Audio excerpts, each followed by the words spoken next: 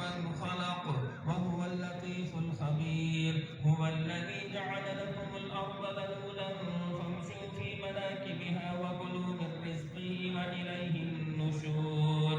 أأمنتم من في السماء أن يخسف بكم الأرض فإذا هي تمور أم أمنتم من في السماء أن يرسل عليكم حاسبا فستعلمون كيف نذير.